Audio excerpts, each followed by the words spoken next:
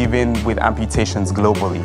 They could have gotten those from accidents, victims of war, or diabetes.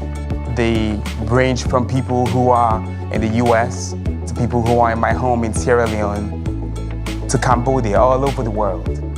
I decided that it was perhaps useful to link those points with a MRI so that we can create models and we can link the experimental data to the modeling data directly.